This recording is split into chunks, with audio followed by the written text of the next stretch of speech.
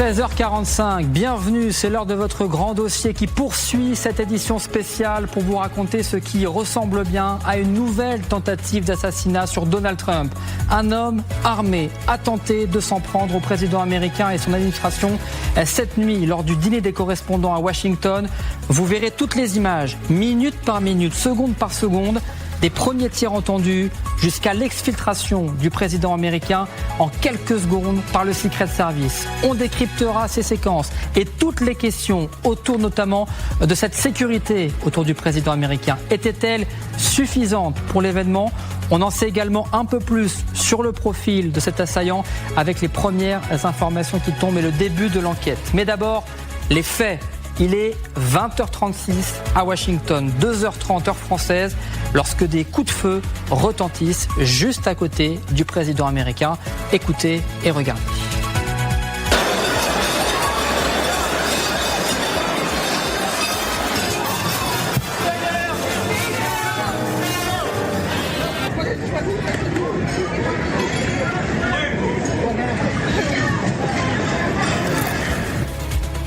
Et je présente mes invités pour le grand dossier. Xavier de Giacomoni, bonsoir. Bonsoir Quentin. Éditorialiste international LCI. Marc Semo est toujours avec nous. Bonsoir Marc. Je rappelle que vous êtes journaliste, spécialiste dans les questions internationales. Vous êtes collaborateur au Monde, à Challenge et notamment auteur de ce livre 100 questions de géopolitique. Le voici aux éditions Talendier. Et l'amiral Alain Coldefy est également avec nous. Bonsoir. Je rappelle que vous êtes ancien inspecteur général des armées. Romuald Siora est également avec nous dans quelques secondes. Mais d'abord, on va prendre la direction de Washington. On retrouve notre correspondante TF1 LCI, Sonia Dridi. Bonsoir Sonia, car vous étiez dans cette salle au moment où ces tirs ont retenti lorsque Donald Trump a été exfiltré. Racontez-nous votre émotion, ce qu'il s'est passé durant ces quelques secondes. Oui, alors tout est allé très vite. En fait, le dîner venait de débuter parce qu'il débutait officiellement à 20h. Et donc, vers 20h30, on a entendu ces coups de feu. J'ai entendu 3 à 4 coups de feu. Surtout que ma table était située près de la porte. Et en fait, à l'extérieur de cette porte, il y avait les escaliers qui conduisaient au portail de sécurité que le suspect a forcé. Et donc, bien très vite, on a vu des agents de sécurité déboulonner dans la salle. On ne savait pas vraiment pourquoi. Moi, j'ai cru au départ que le ou les tireurs étaient dans la salle. Donc on est nombreux à s'être réfugiés très vite sous les tables, à se protéger, à se barricader avec des chaises. Il y a eu de longues minutes de flottement avec ce silence très frappant parce que la musique d'ambiance s'est arrêtée, les gens ont arrêté de manger évidemment et certains d'entre nous on s'est passé les téléphones parce que certains on avait nos téléphones sur la table, d'autres les avaient sous la table donc pour envoyer des messages à nos proches parce qu'on ne savait pas ce qui était en train de se dérouler.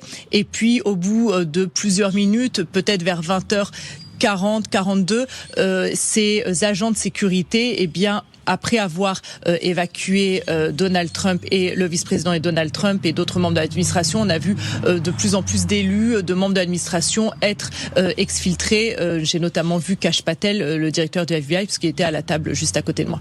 Merci beaucoup Sonia Dridi en direct de Washington. On vous retrouvera dans ce grand dossier parce qu'il y a également des nouveaux éléments sur le profil de l'assaillant qui arrive chaque minute. Mais pour vous recontextualiser tout ce qui s'est passé, on va décortiquer minute par minute, seconde par seconde, ce qu'il s'est passé hier dans cet hôtel Hilton de Washington. Tout s'est donc passé aux alentours de 20h30 dans le centre de Washington. On est dans le centre-ville de la capitale américaine. C'est ici que se déroulait donc ce traditionnel dîner des correspondants de la Maison-Blanche. Vous le savez, c'est le dîner où se rassemblent les journalistes qui sont accrédités en présence de Donald Trump, vous le voyez, de la première dame Melania et de toute l'administration du président américain. Vous voyez Trump ici qui est assis sur l'estrade à gauche de votre écran. C'est alors que plusieurs coups de feu retentissent dans la salle. C'est la confusion avec ces centaines de personnes présentes. Tout va alors très vite. Vous allez voir les agents du Secret Service agir et qui se positionnent d'abord pour protéger le président américain. Vous l'avez vu. On reviendra en détail justement sur cette exfiltration en quelques secondes.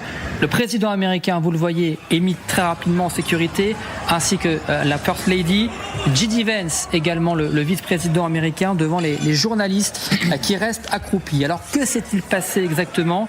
Eh bien, les tirs sont venus de l'autre côté, en tout cas à l'extérieur de cette salle, quelques secondes plus tôt, vous le voyez, un homme fonce et force le dispositif de sécurité. Cet homme est lourdement armé et il veut s'introduire dans cette salle. Une fusillade éclate alors avec les membres du Secret Service. Vous les voyez dégainer leurs armes. Très rapidement, un homme du Secret Service est notamment blessé.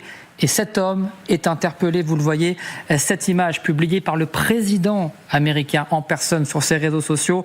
On le voit torse nu, menotté, mis en sol et on reviendra évidemment sur son profil dans le grand dossier. À 22h30, le président américain quitte cet hôtel Hilton où se déroulait donc cette soirée. Il est mis en sécurité immédiatement à la Maison-Blanche. Voilà pour recontextualiser et le scénario, le récit de cette soirée. Xavier de Giacomoni, quelle a été votre première réaction ce matin lorsque vous avez vu ces images et vous avez appris que le président Donald Trump avait donc été visiblement attaqué une troisième fois? Oui, alors la question qu'on se pose tout de suite, c'est de savoir si c'est une attaque, une sorte de tuerie de masse, ou si vraiment c'est le président lui-même qui est visé. Moi, maintenant, je pense que l'individu voulait s'en prendre réellement aux plus hautes autorités de l'État, président, J.D. Vance. Étonnant de voir les deux réunis, d'ailleurs, dans la même salle. Ça arrive extrêmement peu souvent. Ça arrive lors du discours sur l'état de l'Union, par exemple. Mais où là, il y a un parlementaire qui est chargé comme l'ultime survivant. C'est une procédure américaine assez bizarre où une personne est éloignée en secret, ultra protégée au cas où il se passerait quelque chose sur le Capitole pendant le moment du discours. Et puis se dire que la violence politique aux États-Unis, qui s'était un peu calmée quand même ces dernières décennies, depuis Ronald Reagan qui avait été visé juste devant d'ailleurs cet hôtel Hilton avec ces images qui sont restées dans l'histoire, qui sont totalement dingues, où on voit le pistolet de l'assaillant. Donald Trump déchaîne vraiment les passions au point qu'on en est aujourd'hui à la 3e tentative d'assassinat contre lui. Alors on verra si c'était vraiment contre Donald Trump ou plus large comme motivation, mais tout de même il y a un climat politique aux États-Unis alimenté par la présence des armes à feu. Vous savez qu'il y a plus d'une arme à feu par Américain. Il y a un taux d'homicide qui est 10 fois supérieur au moins à celui de la France. Il y a un climat extrêmement particulier. Amiral Coldefi, quelle a été votre première réaction ce matin lorsque vous avez appris cette nouvelle? Je vais vous le dire, des amateurs des deux côtés. Je veux dire, non, mais pour reprendre ce que vous disiez, si on veut faire un attentat, soit un attentat de masse, soit viser quelqu'un, on n'arrive pas en forçant un barrage et en dégainant. Donc c'est plutôt, je vais dire, amateur. Le mot est un peu fort, bien sûr. Alors amateur, de l'autre côté, non pas. On a vu que pour une fois, le secret de service a bien opéré rapidement, etc.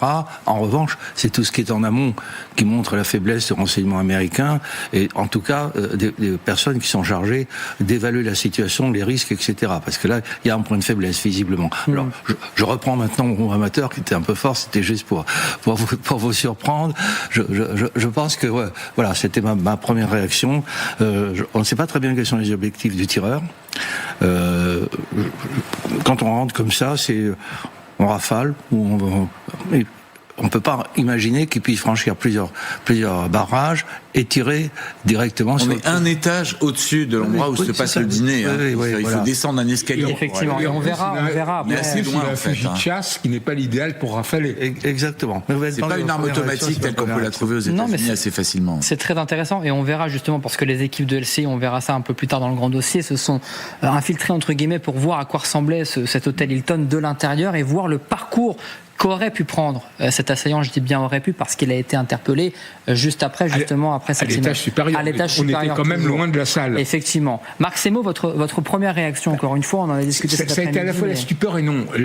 Non, parce que effectivement, il avait déjà été visé par 2 tentatives d'assassinat et donc il y a une polarisation autour de la personne de Donald Trump et un retour sur un fond de retour de la violence politique aux États-Unis et en même temps la stupeur parce que là, maintenant, en plein cœur de Washington, dans un endroit où se déroule à chaque fois le dîner, tous les ans le dîner des correspondants, mais qui aurait dû être un endroit hyper sécurisé, et que cela ait pu avoir lieu là, c'est absolument sidérant. Et en même temps, de nouveau, on a vu Trump dans des circonstances extrêmes qui se révèlent. C'est-à-dire, il a montré un réel sang-froid, il a un certain humour pour dire on m'avait pas dit que c'est un métier aussi dangereux. Il change de pied en plus. Voilà, il change de pied. Donc c'est tout ça qui se mélange, mais à la base, il y a quand même effectivement cette sidération, même s'il y a déjà eu 4 présidents sur 46 américains qui ont été tués, donc ce qui a quand même un pourcentage de pertes quand même. C'est la première fois, Marc, qu'il est visé en tant que président. Hein.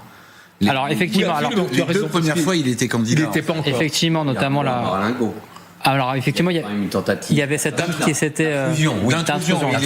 Il n'était pas là. Mais c'est vrai, vous avez raison qu'il était venu. L'homme avait été abattu. Effectivement, c'était il y a un mois et demi, je me semble. Il y a un mois et demi ou 2 mois. Mais vous avez raison de signifier que s'il y a une volonté, on peut effectivement le mettre. Ça ferait 4. Et depuis 1980, on n'a pas vu ça. Hein. Même sur une personnalité comme Obama, qui pouvait largement polariser certains Américains, notamment parmi les suprémacistes blancs, qui sont adeptes des entraînements dans des contrées complètement paumées avec des fusils d'assaut et ainsi de suite.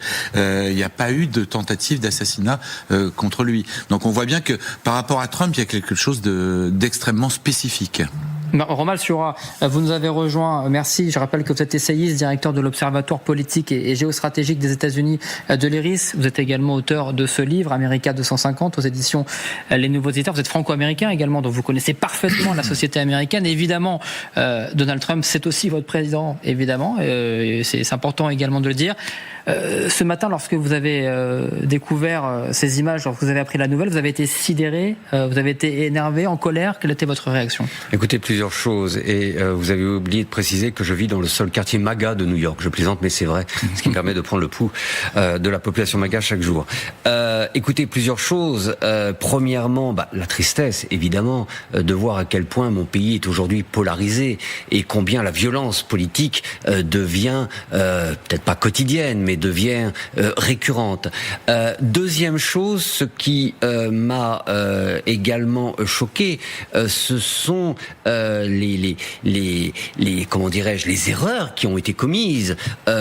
Cet homme qui est entré dans cet hôtel avec un sac à l'intérieur duquel il y a un fusil, un revolver, des couteaux, qui n'a pas été fouillé lorsqu'on savait que le président allait venir quelques jours plus tard s'adresser à la presse, qui n'a pas été fouillé dans sa chambre, c'est quand même une incohérence et une erreur quand même des services de renseignement et des services secrets américains. Troisième chose qui m'a profondément choqué, c'est que on a réuni dans la même salle, au contraire de tout ce qui a toujours été observé aux États-Unis, le président des États-Unis, le vice-président, mais encore pire, le président de la Chambre des représentants, troisième personnage de l'État qui succède au vice-président ou vice-président s'ils sont morts, et Pompon, le secrétaire d'État. C'est-à-dire que, imaginons si cet homme n'avait pas été seul, s'il y avait eu 4 individus qui eux-mêmes auraient pu rentrer, visiblement comme leurs potentiels compagnons, avec un sac plein d'armes. S'ils s'étaient rués sur les agents avec des fusils mitrailleurs, il y en a au moins un qui aurait pu rentrer. Vous imaginez le carnage. Donc, tristesse, oui, consternation, et également un petit peu peur face à l'inefficacité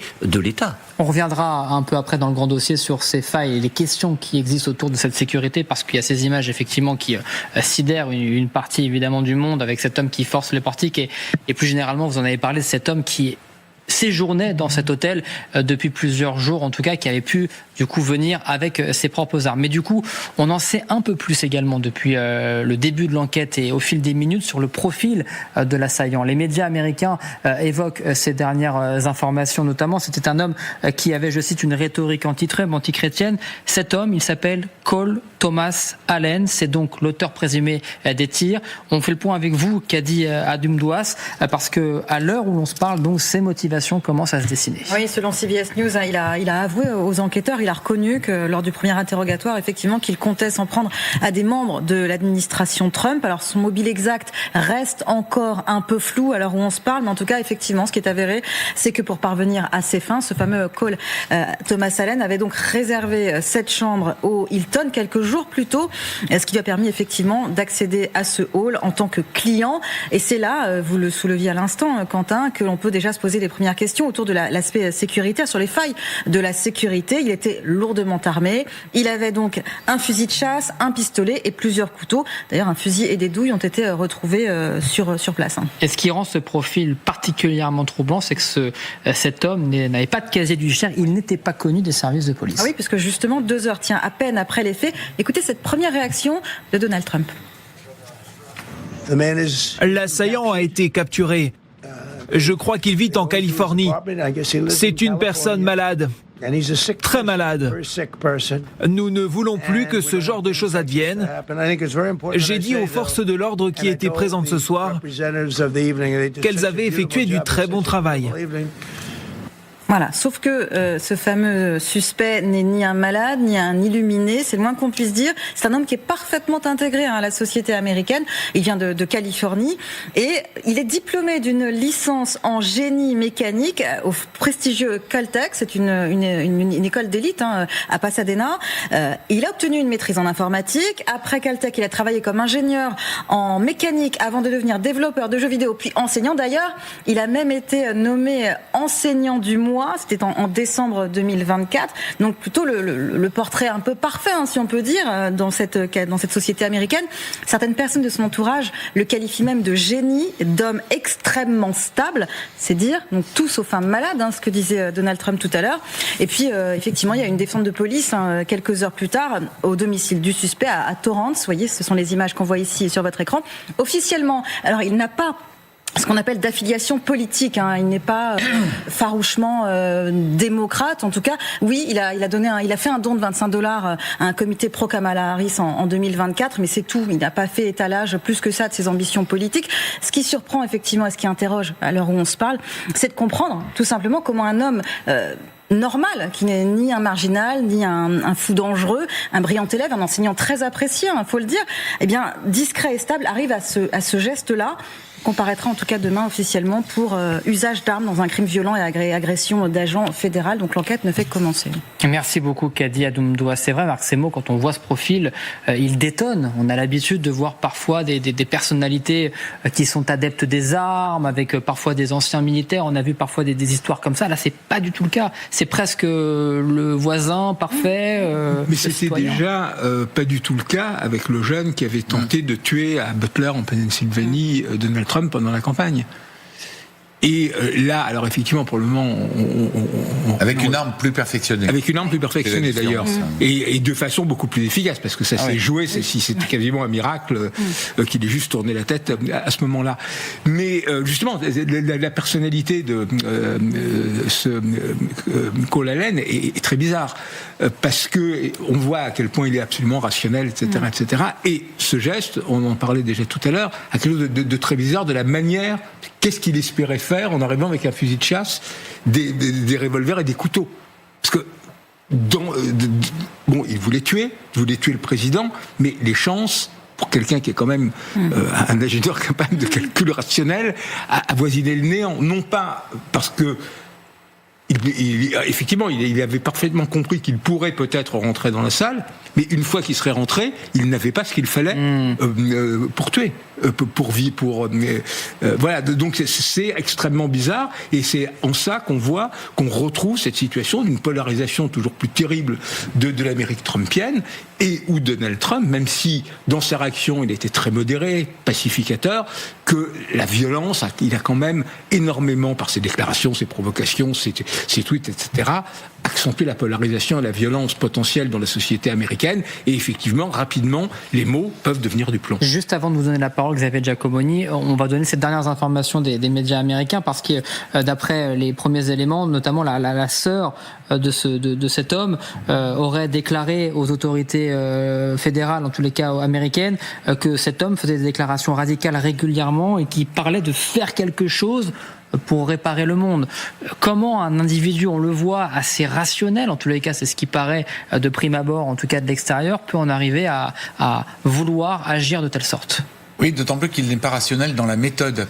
Comme le disait Marc, ses chances ou ses risques de succès étaient extrêmement faibles. On le voit bien sur les images qu'on diffuse. Il y a une première image où on voit une bonne partie de la salle, celle qui est la plus proche de la porte, qui est totalement paniquée, qui commence à se cacher sous les tables et ainsi de suite, alors que tout au fond, sur la grande table de banquet où il y a Donald Trump et J.D. Vance, les gens n'ont pas encore compris ce qui se passait, parce que tout simplement, ils n'entendent pas. Et d'ailleurs, on voit bien sur la scène où est filmé Donald Trump que Trump n'entend pas ce qui se passe. Melania comprend au bout d'un certain temps, mais lui n'a pas entendu en fait les 4-5 coups de feu. On parle de 4-5 coups de feu. Là-dedans, il y a certainement des coups de feu qui ont été tirés par le Secret Service. Ça, c'est le premier point. Le second point, sur l'image où on le voit traverser le dispositif au niveau des portiques de sécurité, il court, j'allais dire, comme un dératé en essayant de forcer totalement le barrage. Or, il y a une dizaine d'hommes. Hein. Alors, ils sont un peu...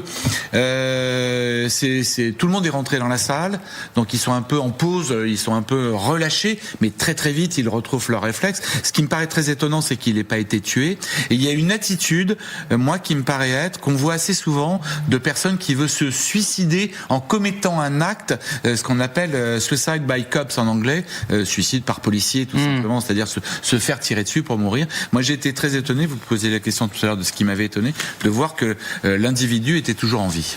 Anne-Elisabeth Moutet, bonsoir. Bonsoir. Vous nous avez rejoint, je rappelle que vous êtes éditorialiste au Daily Telegraph. On en sait un peu plus sur le profil de ce suspect, de cet homme. Je rappelle, il a une trentaine d'années, donc il était inconnu des services de police. Que nous dit ce profil, selon vous, de cet homme qui visiblement était rationnel de prime abord et qui est capable d'en vouloir comme ça au point de vouloir assassiner le président américain?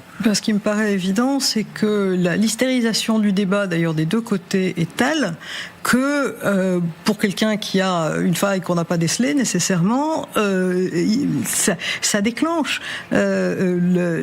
J'entendais encore des gens que je connais depuis des années aux États-Unis, des démocrates civilisés, éduqués, tout ce qu'on veut, etc., qui expliquaient que dès que la fin du mandat de Donald Trump, et peut-être avant si c'était possible, il faudrait tout démanteler, tout ce qu'il a installé dans le système de l'État, au besoin par la violence. J'ai jamais entendu ça chez des gens civilisés jusqu'ici aux États-Unis. Ce garçon, visiblement, il y a une faiblesse quelque part, parce que sinon on va pas avec des couteaux, etc., à l'autre bout du pays, puisqu'il habite en Californie, pour assassiner le président de la République. Donc évidemment, c'est le discours lui-même, et c'est un discours lui-même qui n'est pas du tout limité à la droite MAGA. C'est un discours qui pratiquement en miroir, reproduit les mêmes attitudes avec un vocabulaire peut-être plus élaboré et moins d'hystérisation, et pas nécessairement en podcast, mais ça marche tout de même. Je peux me permettre juste d'aller dans votre sens. J'en parlais précédemment à votre antenne. 27% des démocrates pensent que la violence peut être légitime en politique. Et ce qui me fait très peur avec cet individu, en conditionnel, s'il est vraiment ce qu'on nous présente, c'est-à-dire un type intégré dans la société, bon prof, qui a été élu le prof de l'année, etc. Ce qu'il y a d'inquiétant, on n'est pas face à un dingue comme celui qui avait voulu tirer sur Ronald Reagan pour attirer l'actrice Jodie Foster. On est avec un type qui use le second amendement pour justifier un acte politique. C'est-à-dire que, comme vous le savez, le second amendement, c'est pas simplement donner la permission aux Américains d'avoir une arme pour former une milice à l'époque où il n'y avait pas de police. C'était pour légitimer le droit de prendre des armes contre la tyrannie si un dictateur s'avérait se retrouver à la Maison-Blanche. Donc, si cette personne est une personne plus ou moins équilibré, parce que comme vous dites, il faut quand même être un peu dingue pour faire cela, mais si c'est un Américain lambda qui a pris les armes uniquement par conviction politique, c'est très inquiétant, parce que cela peut se reproduire, que ce soit chez les démocrates ou chez les républicains. Et tout ce qu'on sait sur lui, sur son engagement politique, c'est qu'il a un jour donné $25 à la campagne de Kamala Harris. Alors franchement, dans le genre engagement général... Pour le moment, parce qu'ensuite on verra. Bien sûr. Mais avec beaucoup de préméditation, parce qu'il a pris une chambre au Hilton, il a pris le train à Los Angeles pour aller Chicago, New York, parce qu'évidemment en avion il pouvait pas transporter ses armes, donc il a pris la précaution de prendre le train. Ça fait plusieurs jours qu'il était parti en vue de commettre un attentat à cet endroit-là, voire de tuer le président des États-Unis d'Amérique. Donc effectivement, moi je suis assez d'accord avec vous. Il y a la montée des violences est telle que des gens qui, en apparence normale, mais il faut avoir quelque chose de différent pour passer à l'acte, parce qu'on peut être fâché contre un gouvernement, on peut être fâché contre un président. De là à passer à l'acte, à vouloir l'assassiner, dans ces conditions-là, qui sont, vous le disiez tout à l'heure, totalement amateurs. Heureusement d'ailleurs, on n'est pas en présence d'une cellule terroriste ultra organisée comme celle du 11 septembre par exemple, où là l'attentat aurait pu être un carnage, parce que s'il n'y avait pas eu un homme, mais 4 ou 5 qui se succédaient et qui brisaient le barrage fatalement avec des armes automatiques pour arroser la salle, malheureusement comme on l'a connu à Paris par exemple au Bataclan, ça aurait pu être extrêmement grave. Marc Semo. Oui, mais plus encore que le suicide by cops, ce qu'on peut imaginer, c'est une espèce d'auto-exaltation de celui qui dit voilà, il y a le tyran, il est en train d'amener le monde vers la guerre, on est dans une 3e guerre mondialisée, voire pré-3e guerre mondiale, je vais être celui... Ça a toujours existé, effectivement. Voilà, qui va sauver le monde en éliminant Donald Trump. C'était déjà d'ailleurs un peu ce qu'on pouvait pressentir quand on a vu après sur le jeune qui a essayé de le tuer à Butler. Et là, alors on verra un peu ce qui sort de lui, de ses prises de position et tout, mais on peut très bien imaginer ce genre d'auto-exaltation rationnelle. Alors à la fois en se fondant sur le 2e amendement. Et la culture américaine le permet peut-être plus facilement qu'en Europe. C'est une question d'interprétation. C'est Gavrilo Princip, c'est-à-dire c'est l'homme qui tue l'archiduc François Ferdinand à Sarajevo et qui commence la Première Guerre mondiale. C'est pas récent comme. Sauf que Gavrilo Princip était manipulé là apparemment par la Serbie en l'occurrence. Là apparemment c'est une auto-exaltation assez solitaire. Enfin quoique on peut voir par des liens ensuite. On verra plus tard si jamais quel lien il peut y avoir. S'il avait des influences. Il doit parler avec ses copains, il doit parler sur Internet avec ses amis, parce que tout le monde parle sur Internet, et l'hystérisation du discours. Moi, j'ai habité aux États-Unis, j'ai de la famille aux États-Unis, y compris, ils sont tous démocrates. La façon dont ils parlent maintenant n'a rien à voir avec la façon dont ils parlaient. C'est toute la population, évidemment, qui aujourd'hui est montée en tension, que ce soit du côté des RIPE, et se radicalise effectivement. Amiral Alain Koldofi, on a visiblement, et d'ailleurs le mot a été utilisé, on le connaît souvent d'ailleurs en France lorsqu'on parle d'attentats terroristes, celui de loup solitaire.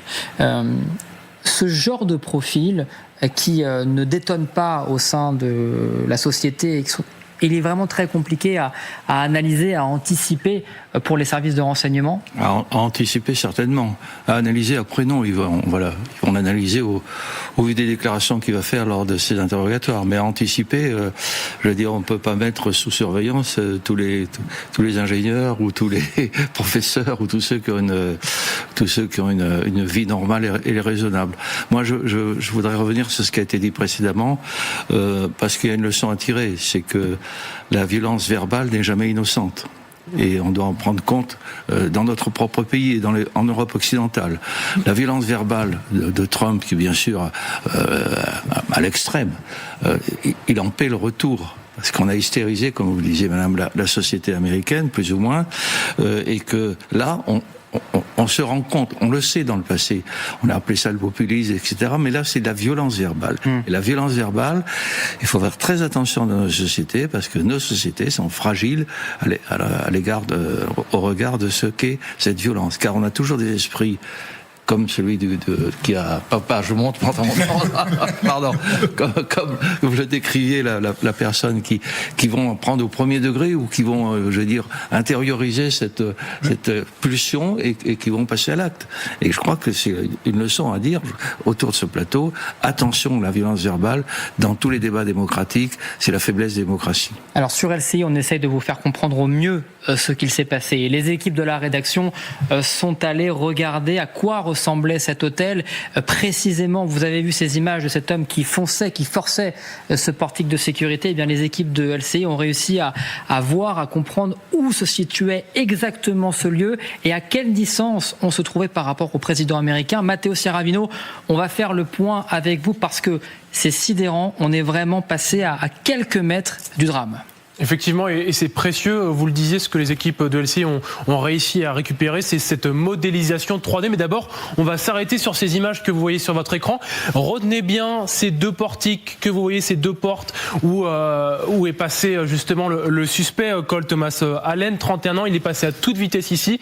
Retenez bien parce que on va le voir sur la modélisation 3D. En fait, on n'est pas pas si loin de la salle de bal où se trouvait justement le président des États-Unis. On va aller voir juste maintenant, regardez, vous les reconnaissez peut-être. Vous voyez d'ailleurs la caméra qui a permis de filmer cette scène, cette caméra de vidéosurveillance sous laquelle est passé donc le suspect à toute vitesse. Vous voyez ces deux portiques et on pouvait imaginer que le suspect était finalement très loin puisque c'est un hôtel qui est immense. On parle de plus de 1000 chambres dans cet hôtel et en fait, regardez, il suffisait entre guillemets de descendre 2 escaliers, donc on parle de quelques dizaines de mètres avant d'arriver dans cette salle de bal, l'International Ballroom, la salle de bal où se trouvaient donc ces centaines de journalistes et le premier cercle du pouvoir américain. Vous discernez peut-être d'ailleurs le rideau au fond de la salle, et bien c'est là où se tenait Donald Trump avec Melania Trump, la First Lady, ou encore J.D. Vance. Merci beaucoup Matteo Servino et merci également aux équipes de LCI qui font un travail formidable pour essayer de vous rendre compte précisément de la situation, de ce qu'il s'est passé. Romuald Sura, encore une fois, ça s'est joué à quelques mètres près. C'est hallucinant cette histoire. Je vais dire que je suis un petit peu lourd avec mon type, avec son sac plein d'armes. Mais je vous comprends. Mais ce type qui a pu entrer dans cet hôtel avec un revolver, un fusil, des couteaux, qui n'a pas été fouillé. Voilà votre clé, monsieur, qui a pu rester paisiblement pendant 2 jours, alors que tout le monde savait que le président allait venir. Mais on a eu énormément de chance que ce soit un loup solitaire. Pour reprendre là cette vidéo remarquable qui nous montre exactement comment les choses se sont passées, enfin en tout cas les lieux. Imaginez s'il avait eu 4 complices. 4 complices avec des fusils mitrailleurs ou des grenades. Ça aurait été un carnage. Donc effectivement, écoutez, c'est assez... De toute façon, plus rien ne nous étonne avec Donald Trump aujourd'hui, mais quand même, on parle des États-Unis, de la première puissance militaire, économique au monde. Comment cela a-t-il pu se passer ? Des têtes doivent tomber, et j'espère qu'elles vont tomber. Anne-Elisabeth Moutet. Alors moi, je pense aussi qu'on a beaucoup critiqué Donald Trump parce qu'il voulait faire construire une salle de bal à l'intérieur de la Maison-Blanche, dans un bâtiment qui n'est d'ailleurs pas le bâtiment historique construit pour George Washington. Et ce qui me paraît évident, c'est que c'est pas une mauvaise idée d'avoir une salle de réunion, de bal. Tout prend son sens, effectivement, aujourd'hui. Parce que là, on peut assurer une sécurité absolue. On peut effectivement vérifier absolument tous les clients qui viennent dans un hôtel. Je connais ça à Hilton, j'y vais souvent. J'y habite pas, mais enfin j'y vais souvent parce que c'est effectivement un lieu où on rencontre des gens qui sont pas très loin de la Maison Blanche et où il y a des événements. On peut pas mettre un policier ou plusieurs policiers ou plusieurs agents spéciaux derrière chaque citoyen. Donc il y a vraiment autre chose à poser comme question que simplement plus de militarisation de la sécurité. Déjà l'Amérique s'est considérablement sécurisée, ça a commencé il y a très longtemps. Sous Carter, on rentrait à la Maison Blanche comme on voulait. À partir de Reagan, évidemment, la tentative d'assassinat c'est devenu plus difficile. Et président par président, on a fini par bloquer la place Lafayette devant la Maison Blanche. On a installé des chevaux de frise absolument partout. L'accès a été de plus en plus réglementé et c'est pas possible de complètement sécuriser une ville où alors il faut pas sortir du tout. Alors effectivement, on se pose la question depuis cet après-midi, depuis ce matin, des failles de sécurité. Y en a-t-il eu et si oui, quels sont les responsables ? Qui sont ces responsables ? Cette image des portiques, on l'a analysée pour bien voir, parce que tout se passe très vite, vous avez vu, ça se passe en quelques secondes, on voit cet homme qui court rapidement, mais visiblement, quand on regarde les comportements de ces gardes, on se pose la question. Regardez cette image, vous allez le voir, ça va se passer en quelques secondes. Je rappelle que cette image, elle a été diffusée par le président américain Donald Trump, donc elle a été évidemment largement relayée. Cet homme, vous voyez, il court, il force, et donc on le voyait sur cette image avec le travail des équipes de LCI, on était à quelques mètres de l'escalier. Regardez, à ce moment-là, il n'a pas encore atteint le portique, et vous voyez les hommes qui sont les hommes de sécurité qui ne réagissent pas pour le moment. On voit ces trois groupes. Personne ne réagit. Une demi-seconde, ils ne l'ont pas vu à ce moment-là, pour le moment. C'est quand même leur travail. Ils l'ont pas vu parce que tout le monde est entré dans la salle, le dîner est sur le point de démarrer, les premières assiettes sont servies d'ailleurs, et donc aucun invité ne doit encore arriver. Donc ils sont dans une position, ce que je disais tout à l'heure, une espèce de pause, de relâchement.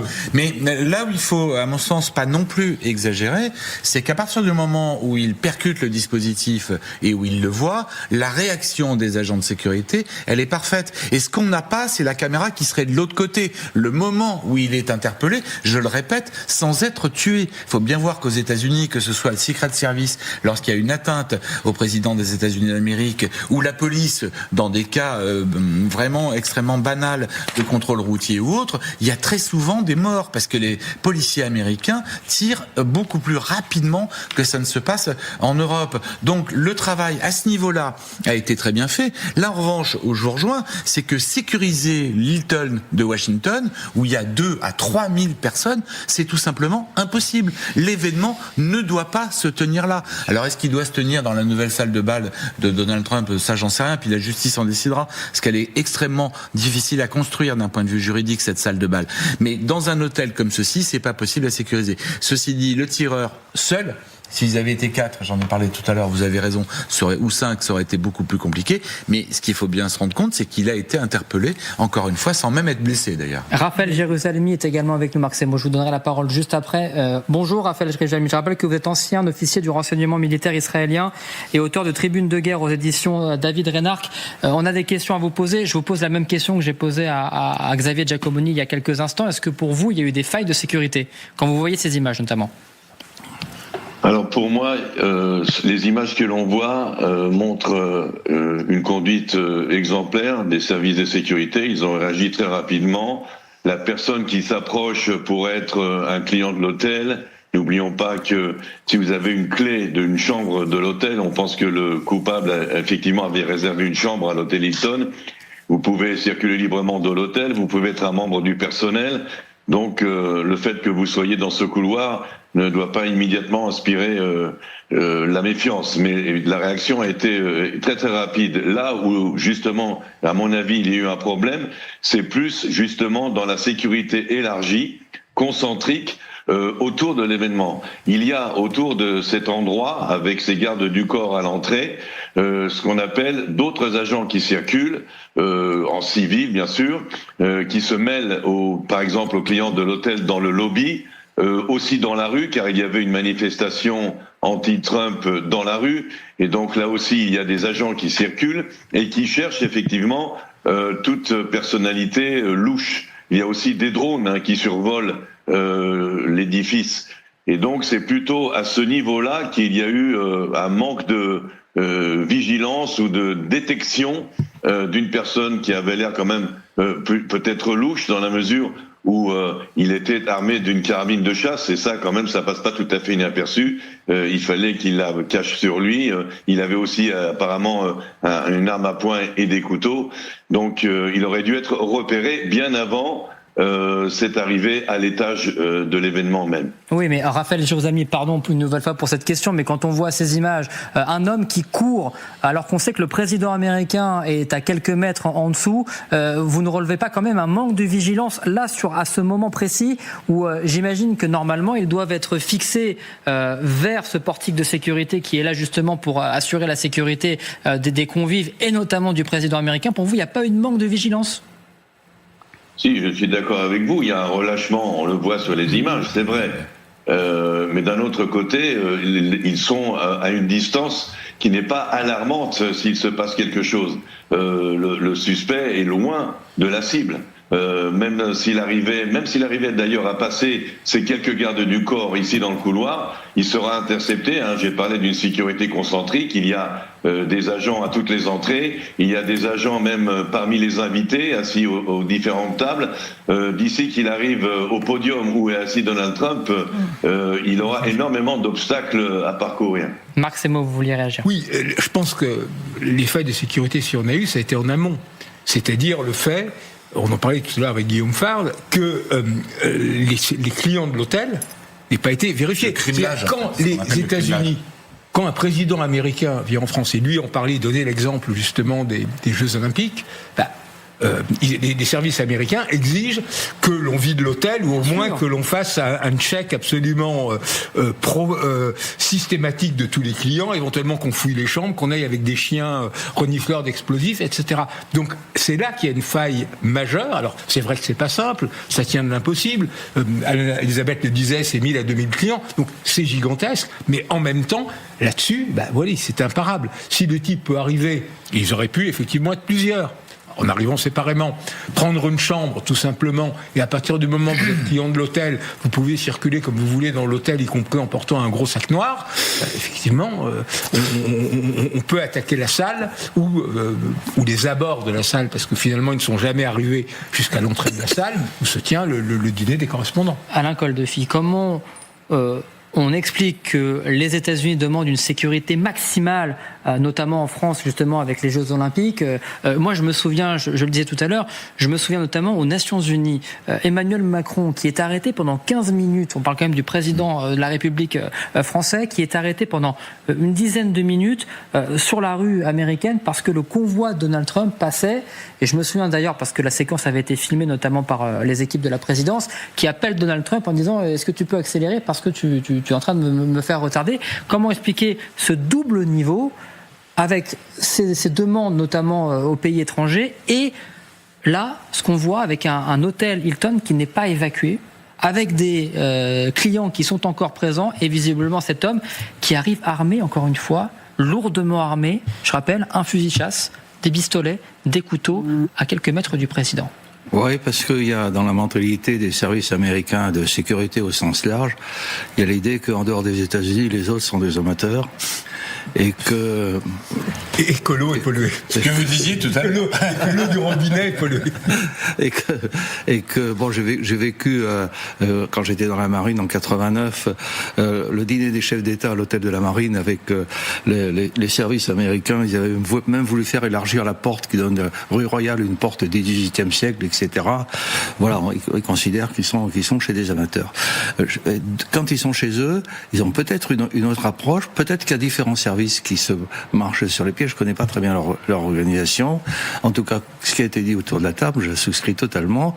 C'est en amont, avec des cercles concentriques, on le sait tous, qui ont fait défaut. C'est pas la réaction sur le terrain au dernier moment. C'est tout le travail en amont. Maintenant, c'est très difficile de détecter les profils comme celui qui a tiré.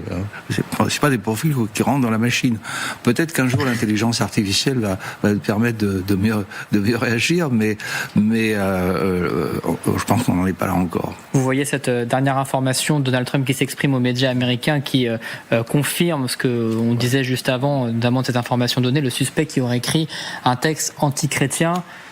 Bon, évidemment, on est dans un manifeste antichrétien. Quelque chose d'assez important antichrétien. C'est Trump qui le dit. Il y a Caroline Leavitt aussi qui dit que le suspect voulait s'en prendre directement à Donald Trump, assassiner le président des États-Unis d'Amérique. Bon, la parole de la justice sera peut-être plus précise, un peu plus fiable pour aller vraiment dans le sens. Mais ce qui est étonnant dans l'épisode, c'est la façon dont Donald Trump s'en sert pour finalement totalement rebondir. Ce qui était exceptionnel, c'est qu'il soit présent déjà, parce qu'il boude tous les dîners des correspondants de la Maison-Blanche depuis son premier mandat. C'était la première fois qu'il y venait, ça s'est pas très bien passé d'ailleurs. Peut-être qu'il aurait dû continuer à ne pas venir, mais c'était pour tenter de renouer avec la presse américaine, dont une grande partie lui est quand même assez hostile, au-delà de quelques chaînes de télévision comme Fox ou quelques journaux. Et puis sa réaction est assez exceptionnelle dans le sens où il appelle à pacifier la politique américaine. Il a des mots extrêmement, j'allais dire tendre, presque. Tendre, ouais, c'est assez intéressant. C'est un vocabulaire qu'on ne lui connaissait pas depuis extrêmement longtemps. Moi, j'ai noté une phrase. Il a évoqué la quantité énorme d'amour qu'il y avait dans cette assistance lors de ce dîner. Et puis surtout, il veut reprogrammer le dîner le plus rapidement possible, dans moins de 30 jours. Oui. Effectivement. On écoutera Donald Trump juste après. Je voulais juste poser une dernière question à Raphaël Jérusalemi, qui est toujours en ligne avec nous. Question, est-ce que des têtes vont devoir tomber, Raphaël Jérusalemi, après cet événement ? Je ne le pense pas. Je ne pense pas qu'il y a eu une erreur grave de commise. Donald Trump, dans ses déclarations, a plutôt félicité les gardes du corps. Donc je ne vois pas véritablement qu'il y ait eu ici une gaffe. Rien n'est hermétique. Là où il y a eu un danger, où il y a eu une réaction très très bonne des services de sécurité, c'est qu'ils n'ont pris aucun risque, car ce personnage aurait pu aussi être quelqu'un envoyé pour faire diversion.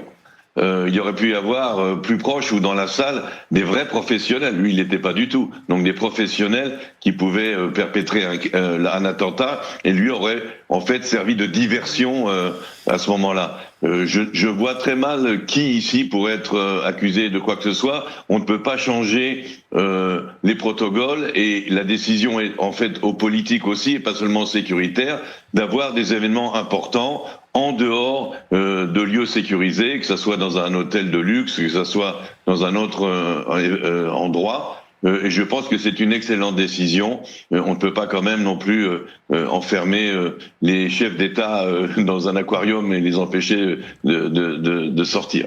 Merci beaucoup Raphaël Jérusalemi, c'est toujours un plaisir de vous avoir sur l'antenne de LCI, ancien officier du renseignement militaire israélien.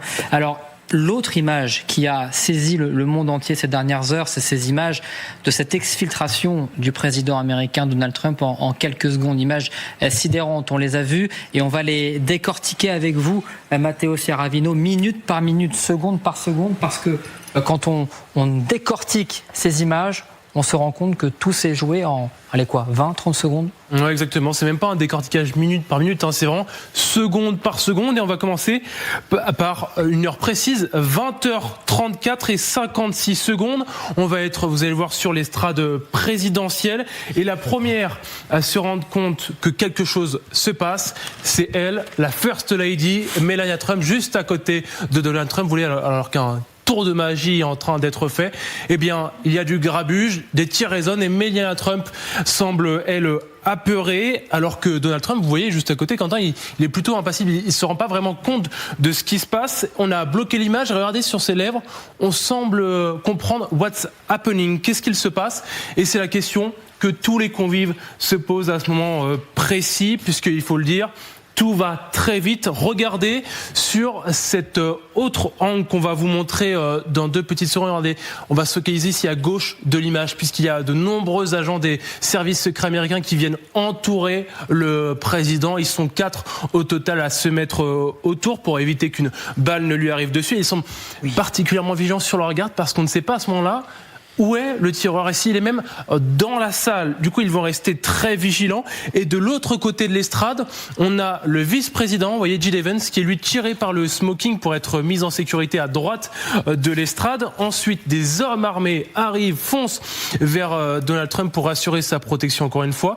Ils enjambent la table sur l'estrade, prennent en joue le public. On en compte 4 de ces membres, 4 des Counter Assault Team. C'est une unité d'intervention lourde du Secret Service prévue bien précisément pour neutraliser une menace active contre le président. Ils sont en train de, avec leur lampe torche, d'aveugler le potentiel assaillant. Le but, évidemment, c'est d'assurer la sécurité du président et de le faire sortir. Ce qui va se passer, puisque quelques secondes plus tard, ces mêmes agents vont former une sorte de bouclier humain. Regardez, à 20h35-08 précisément, autour de Donald Trump. Il trébuche, le président, mais n'est pas blessé.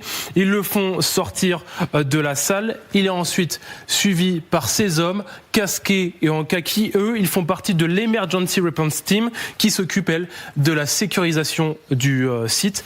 Durée de l'exfiltration, 20 secondes seulement, 20 secondes durant lesquelles on vient d'assister à un événement qui aurait pu être dramatique. À 20h35 et 15 secondes, l'exfiltration est faite et les convives, le vice-président et le président des États-Unis sont à ce moment-là en sécurité. Merci beaucoup Matteo Ciaravino pour avoir décortiqué seconde par seconde. Sonia Dridi, je rappelle, vous étiez dans cette salle, vous avez vécu cette exfiltration extrêmement rapide du président américain. Racontez-nous ce que vous avez vu et cette exfiltration du président américain et toute l'administration.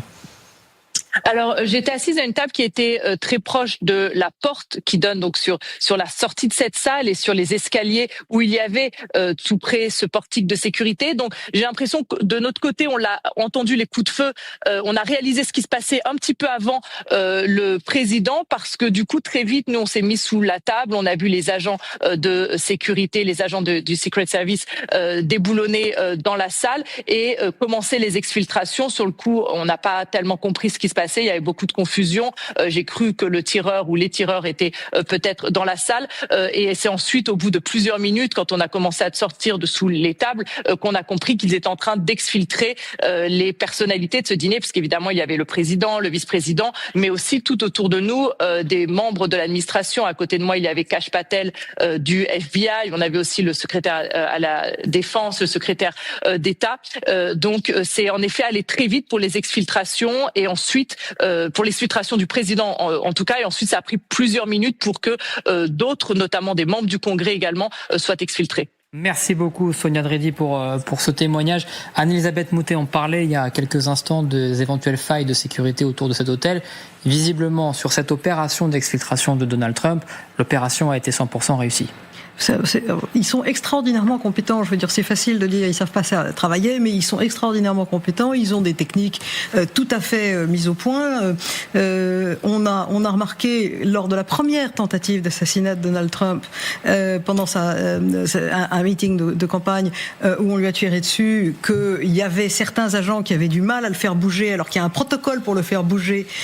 Et Trump s'en est servi pour reprendre un de ses chevaux de bataille, qui est que les réglementations instaurées par l'administration démocrate sur l'égalité des chances pour obtenir des jobs dans ce qu'on appelle le Secret Service, et qui n'est pas très secret, on le voit très bien opérer, faisait qu'il y avait une femme d'1m55 qui naturellement ne réussissait absolument pas à faire barrage de son corps devant un président d'1m85. Donc ça, je pense que malgré tout, dans un sens, une fois qu'ils sont réveillés, ils savent travailler très vite et très bien. L'autre chose qu'on est en train d'apprendre, c'est qu'en réalité, le suspect avait stocké les armes dans un recoin de la maison de ses parents, qui ne le savaient pas, mais il a passé à la suite d'une interview d'un de ses proches par les autorités, on sait qu'il a passé des séances entières de tir pour s'exercer avec son fusil mitrailleur et avec d'autres armes, et que très visiblement, il avait préparé ça de longue date, et il s'était d'une façon ou d'une autre radicalisé. Alors radicalisé, ça veut peut-être pas dire nécessairement la même chose qu'en France, puisqu'il s'est radicalisé en assistant à des meetings extrêmement anti-Trump, le mouvement qu'on a appelé No Kings. Il était en rapport avec un groupe Facebook qui s'appelait et qui a des prolongements dans la vie réelle, qui s'appelle Wide Awake. Mais on voit bien que en réalité, sa famille, qui est en train de parler à la police et qui parfois a porté à la connaissance de la police des documents qu'on ne connaissait pas encore, aurait pu se rendre compte que c'était plus grave. Mais je pense que quand c'est quelqu'un qui vous est proche, on se dit oui, il est vraiment en train de devenir dingue, mais on ne fait pas immédiatement le lien avec l'idée qu'il soit capable d'assassiner quelqu'un. Mais on voit bien un processus qui nous est en France malheureusement extrêmement familier. Bien sûr, ça nous rappelle évidemment ce qui s'est passé de plusieurs fois sur notre sol. Pour en revenir à cette exfiltration à Amiral Alain Coldefy, on voulait vous montrer une image parce que on est quand même fasciné de voir ce travail en quelques secondes des services secrets américains. Regardez d'abord cet homme, on le voit, on va le cercler dans quelques instants. On est allez 3-4 secondes après les premiers tirs et il fait barrage avec son corps pour protéger le président américain. Il met sa vie en jeu à ce moment-là, quand même, amiral. Ah ben c'est le métier, hein. Il ne se pose pas la question une seule fois, quand même. C'est-à-dire que nous, on voit le premier, celui qui est vraiment devant le président, mais il protège sur tous les angles possibles pour un éventuel tireur. C'est la protection par leur corps, et c'est le règlement, c'est leur métier, voilà, il n'y a rien à dire. Bon, ils ont sans doute un gilet pareil. Ils ont des gilets très légers, oui. En dessous, hein, puisqu'ils sont bien costauds, comme ça. Mais ils ne sont pas protégés, on parlait notamment Guillaume Fard un peu plus tôt, aux jambes, aux bras. Non, ils ont juste un gilet. Alors pas les gilets les plus lourds, ceux qu'on porte par exemple quand on est sur le terrain au Liban par exemple. Là, on a des gilets. Ça pèse combien un gilet d'ailleurs ça pèse une bonne quinzaine de kilos. Je peux vous dire que c'est assez insupportable en fait à porter. Ça vous fait.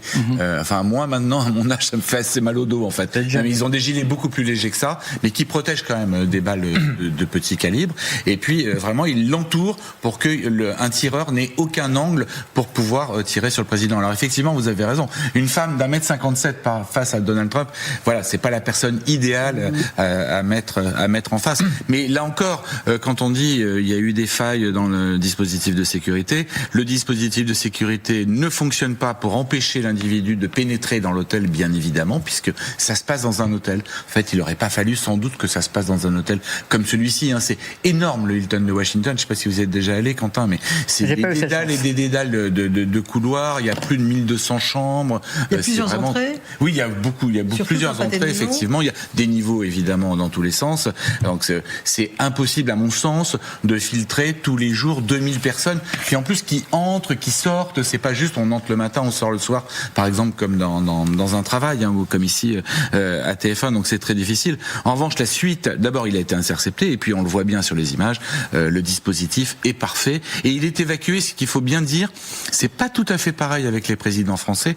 Le Secret Service ne lui demande absolument pas son avis. Il n'a pas son mot à dire. Il est soulevé de terre. D'ailleurs, on voit qu'il trébuche à un moment, et puis il part. À Butler, il avait juste eu le temps de dire fight. Et de serrer le poing devant les caméras. Mais là, c'était serrer le poing aussi quand il monte dans la voiture. C'est resté. C'est le très grand communicant qui parle à ce moment-là. Deuxième image, amiral, que je voulais vous montrer. Dans un second temps, quelques secondes après l'intervention de cet homme qui met son corps en opposition, ces hommes armés là, casqués, qui sont-ils exactement, ces hommes ? C'est la riposte. Il y a la protection dans un premier temps et la riposte dans un deuxième temps. Donc la protection, elle est tous azimuts, si je peux employer ce terme de marin, et la riposte, équipe d'urgence ou équipe d'intervention ou contre-terrorisme, elle est là. C'est le Counter Assault Team, là, ce sont les 4 là. Ce sont les 4 là. Ouais. Bon, donc eux, ils sont prêts à tirer. Seulement, ils savent pas où tirer pour le moment, mais eux, ils doivent tirer, protéger, tirer. C'est vraiment les... Là, il n'y a pas d'assaillants, donc évidemment, ils n'ont pas à tirer. Ce qui est intéressant dans leur technique aux États-Unis, c'est qu'ils ont des espèces de lampes torches extrêmement puissantes. On le voit sur les images. Oui, les images, on le voit. Qui sont censées d'abord bien voir ce qui se passe dans la salle, évidemment, mais surtout éblouir un éventuel tireur, ce qui est quasiment plus efficace. On l'a vu passer. On les a vus en quelques secondes. Quasiment plus efficace que de lui tirer dessus. Ce que vous avez dit, parce que tout le monde le sait, mais on doit le répéter. Le président américain n'a aucun droit de se débarrasser d'un garde du corps qui le gêne ou etc. Alors que dans beaucoup de pays, peut-être le nôtre, si le président veut être tranquille, il peut se... Là. Mais aux États-Unis, c'est beaucoup plus strict aux États-Unis. C'est vraiment aucune liberté pour se débarrasser de voilà. Je me souviens d'ailleurs il y a quelques temps d'une séquence avec le président français Emmanuel Macron qui était parti faire un bain de foule. Alors je ne sais plus dans quel pays c'était, mais effectivement c'était à Chypre. Il était allé contre l'avis de ces gardes du corps. Là, vous avez raison, amiral. C'est que ce qui est très intéressant, c'est qu'en fait Donald Trump voulait que ça continue. Il a compris au bout d'un moment. Il a mis longtemps à comprendre, parce que visiblement, il n'entend pas aussi bien que Mélania. Il a bientôt 80 ans. Il y a beaucoup de bruit dans la salle. Il faut aussi le comprendre. Et donc, il n'a pas forcément bien entendu les coups de feu. Il avait entendu soit c'était des coups de feu, soit c'était un plateau en métal. Mais ceci dit, j'aurais peut-être pas entendu mieux d'ailleurs, en ayant quelques années de moins que lui à peine.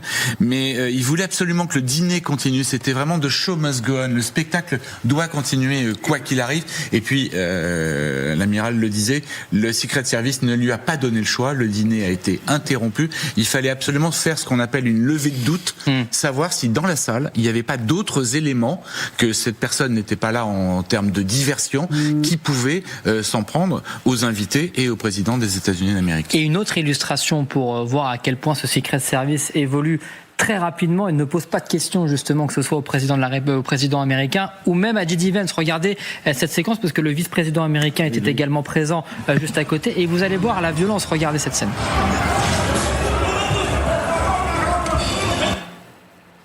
Voilà, regardez, on va voir le vice-président américain qui est exfiltré assez rapidement. Trump, là, on voit Donald Trump, effectivement. D'ailleurs, on voit à ce moment-là qu'il trébuche parce que tout se fait vite.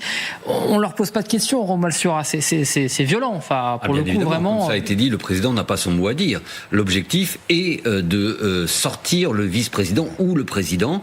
Et là, en l'occurrence, c'est J.D. Vance. Et oui, effectivement, on les prend sans aucun ménagement et c'est très violent. À Butler, il avait perdu une chaussure d'ailleurs dans le mouvement de foule soulevé par le Secret Service. C'est vrai. Une des chaussures de Donald Trump qui était restée au sol. Marc, c'est beau. Non, Ah oui, vous avez parlé de la chaussure. Pardon, Marc. Anne-Elisabeth Moutet, encore une fois, c'est fascinant et assez impressionnant de voir cette équipe agir aussi rapidement sur ce point. Aux États-Unis, il y a un consensus, en tous les cas, autour de la sécurité du président américain.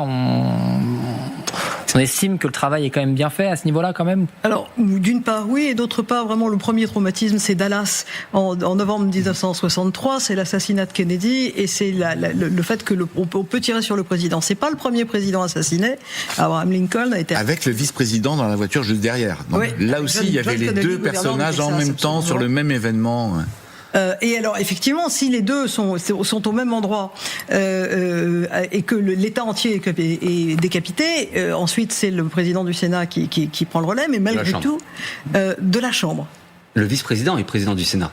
Oui, de la Chambre, absolument. Si les deux sont partis, c'est le président de la Chambre. Mais néanmoins, c'est pas une situation dans laquelle ils veulent se trouver. Et ensuite, la sécurité a évolué au fur et à mesure, toujours dans le sens, comme chez nous, je veux dire que de plus de sécurité.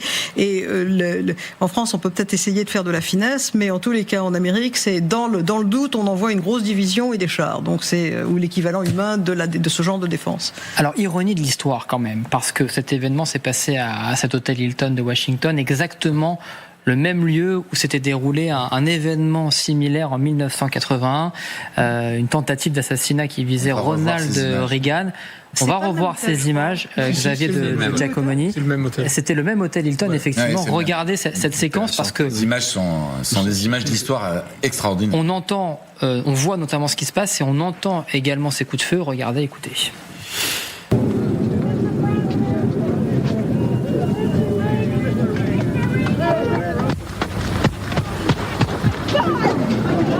C'est incroyable de voir ces images quasiment. Alors là, on est à l'extérieur, mais elles font écho à ce qui s'est passé cette nuit. Mais on voit aussi à quel point l'Amérique a changé.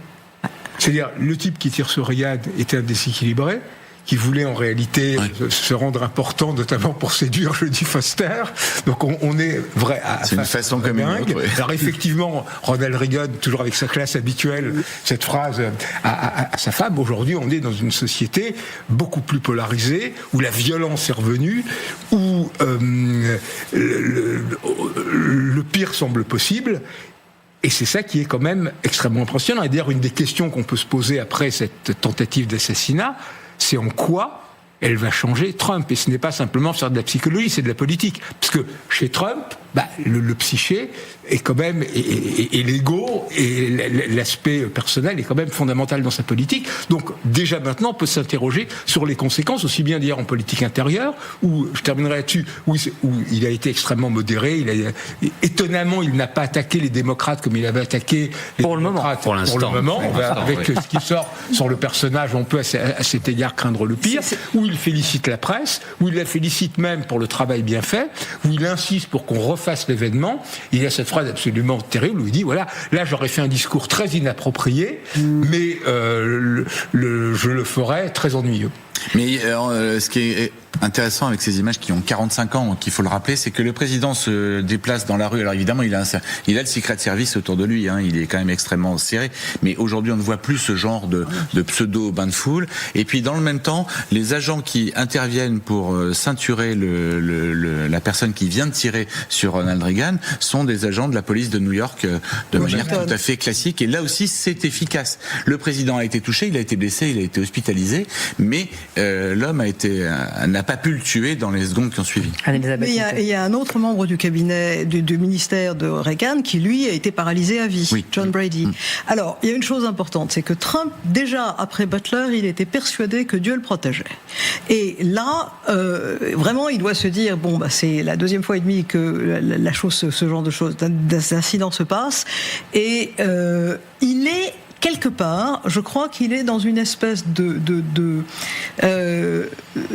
je vais pas dire il plane, mais il pense vraiment que c'est la marque que il est là parce que il doit faire ce qu'il considère lui comme étant son devoir vis-à-vis de l'Amérique, qu'il est protégé, il est invincible, et que d'autre part c'est un showman, c'est un homme qui a l'habitude de passer à la télévision, je crois 13 saisons de The Apprentice où il était à la télévision tous les vendredis soirs chez les gens, et il sait exactement ce qu'il faut dire à ce moment-là, et là il y a un instinct qui lui revient, on n'a pas l'impression qu'il cherche ses mots, c'est l'instinct du communicant. C'est l'instinct du communicant en même temps que il trouve tous les bons mots parce qu'il est là pour faire quelque chose et qu'il va réussir à le faire. C'est un grand amateur de McKinley qui a été assassiné, président américain. Marc Seymour le rappelait effectivement. Il a cité très très vite Abraham Lincoln en disant qu'il avait étudié les assassinats des présidents américains. Il faut quand même avoir un peu de temps à perdre alors qu'il a certainement un peu de boulot en ce moment.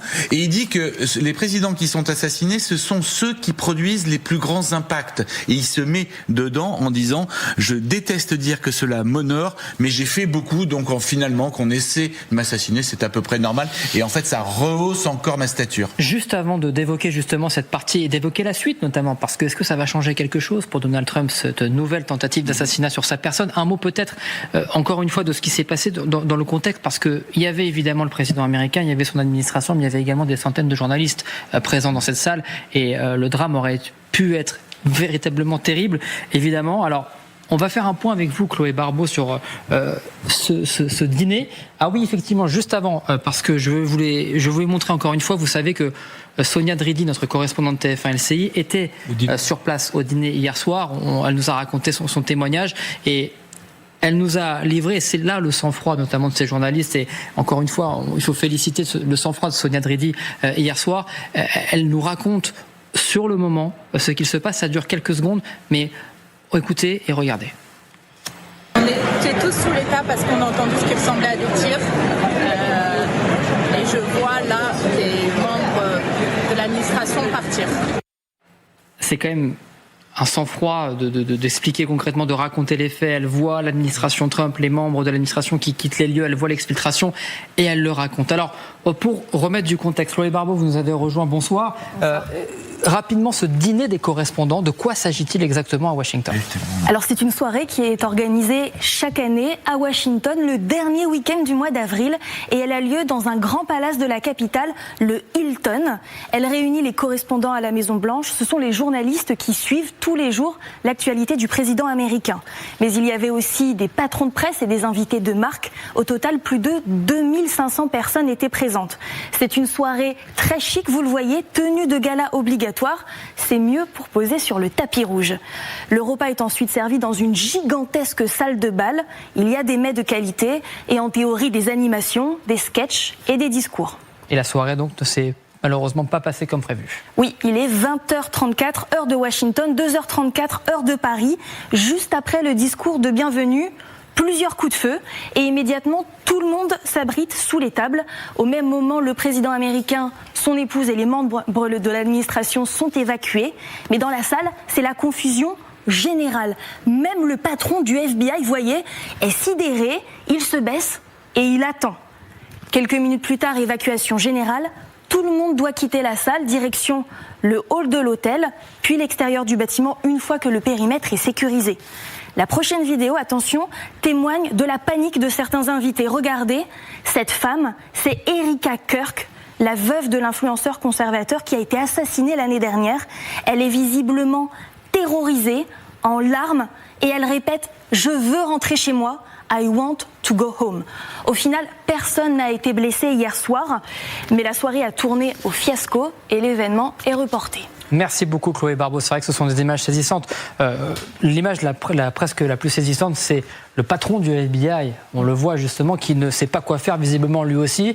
Il est presque accroupi en train de chercher de l'aide, terrorisé effectivement. Alors, contrairement à J.D. Vance. Non, c'est pas du tout. C'est pas tout ce qu'on voit, parce que j'ai vu d'autres trucs sur la télévision anglaise.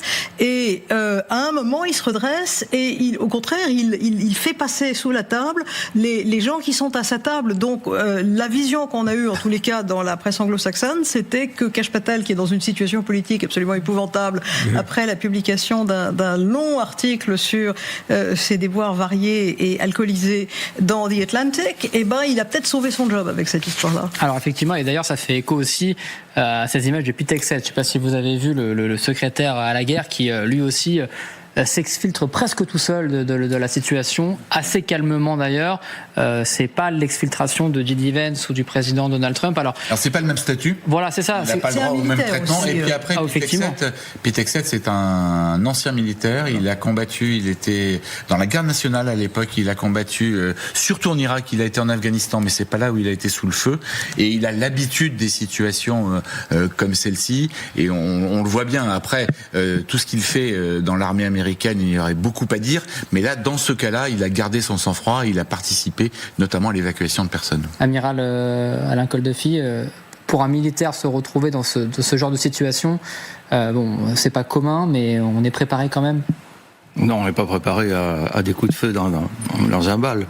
Mais je veux dire, la réaction de quelqu'un qui a déjà entendu des coups de feu, qui a même été sous le feu, elle est de rester calme, de prendre les mesures qui s'imposent, de protéger ses voisins et de se protéger soi-même. Donc là, je trouve que tout a été fait dans les normes, comme pour le secrétaire à la Défense. Il a bien agi, mais comme vous le disiez, il a quand même un petit entraînement. Ouais. Alors effectivement, on l'a dit, Donald Trump a immédiatement communiqué sur la situation juste après être arrivé à la Maison-Blanche. Il était aux alentours de 22h30 lorsqu'il est arrivé à la Maison-Blanche et il s'est exprimé devant les journalistes pour faire un point sur la situation. Et il a continué à dire effectivement encore une fois que c'était un métier dangereux. En tous les cas, il a presque pris ça à la rigolade, le président américain. Écoutez, Donald Trump, c'était quelques minutes après cette tentative d'assassinat. Toute cette violence, tout cela m'inquiète, mais tu ne peux pas t'inquiéter au point de t'empêcher de fonctionner. Non, je suis là. C'est un métier dangereux. Tenez, je vous donne un exemple. Les pilotes de course, je trouve ça très dangereux. Alors vous prenez 1%, puis environ 10% de ce 1%, juste pour simplifier les choses, ils meurent. Je pense que le rodéo est très dangereux si vous prenez à peu près les mêmes 10% de 1%. Mais si vous prenez les présidents, c'est 5,8% et environ 8% se font tirer dessus. Personne ne m'a dit que c'était un métier aussi dangereux. Si Marco Rubio me l'avait dit, je ne me serais peut-être pas présenté. J'aurais peut-être dit, je passe mon tour. Non, c'est un métier dangereux.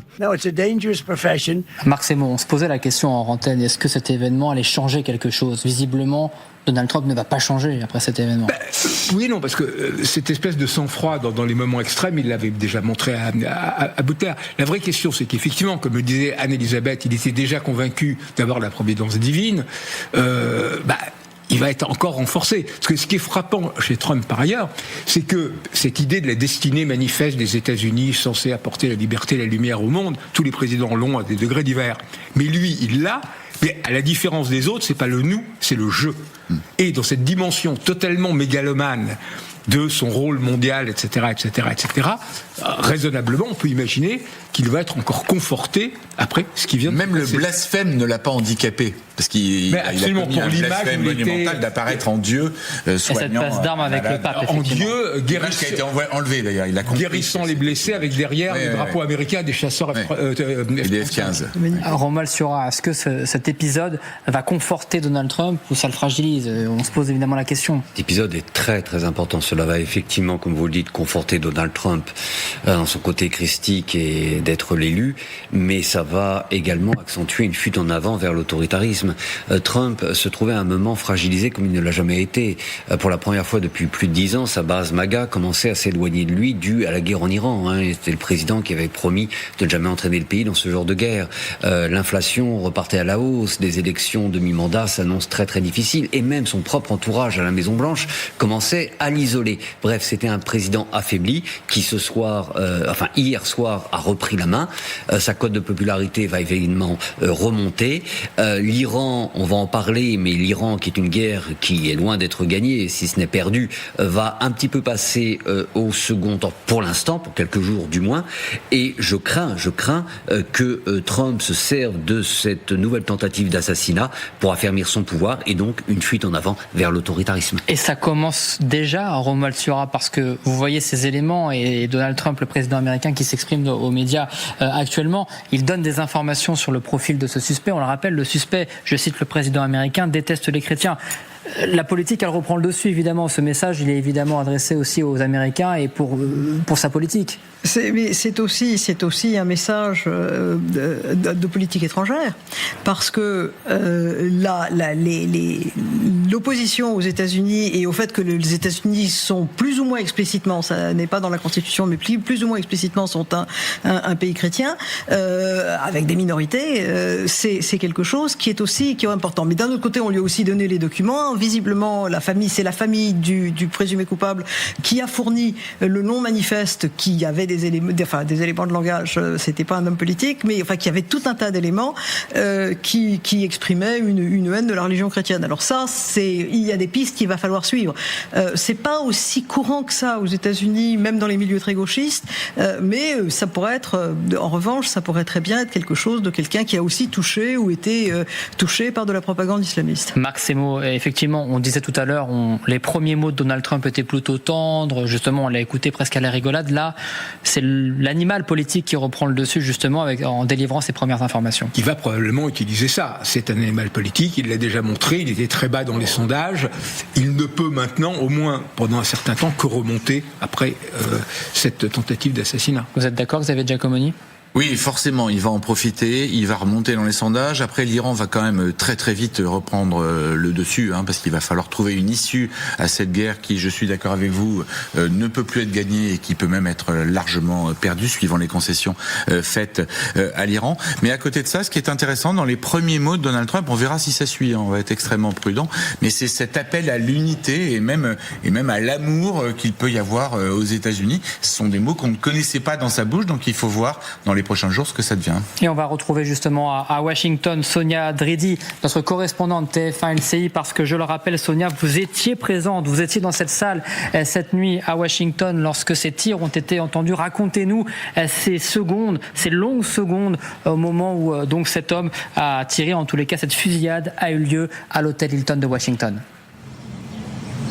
Oui, le dîner venait tout juste de débuter. Les invités étaient en train d'entamer leurs entrées et vers 20h30, donc heure locale, on a entendu ces coups de feu. J'ai entendu 3 à 4 coups de feu. On a l'impression qu'ils étaient très proches parce que j'étais assise à une table qui était proche de la porte d'entrée de cette salle de réception. Et juste en montant les escaliers, c'est à l'étage supérieur, qu'il y avait ces portails de sécurité et que le suspect a tenté de forcer. Et donc très vite, là où je me trouvais, on est beaucoup à s'être mis sous les tables, à se barricader avec des chaises. Il y a eu très vite un long silence. Des agents de sécurité qui sont entrés dans la salle. Alors au départ, il y a eu beaucoup de confusion. Comme d'autres, j'ai cru que peut-être le ou les tireurs étaient dans la salle. En fait, ces agents de sécurité ont déboulonné pour aller exfiltrer le président, le vice-président et d'autres membres de l'administration. Et donc ça a quand même duré de longues minutes et ensuite le calme est revenu et c'est là qu'on a vu encore d'autres membres de l'administration continuer d'être exfiltrés, le secrétaire au Trésor, le directeur du FBI, Kash Patel, dont la table se trouvait juste à côté de la mienne. Et ensuite il y a eu un moment de flottement où on était dans cette salle jusqu'à savoir ce qui allait se passer, parce que Donald Trump est resté dans un couloir juste à côté de cette salle avec d'autres membres membres de l'administration et les services de sécurité. Et il y a eu un moment de battement où parce qu'il voulait au départ revenir dans cette salle.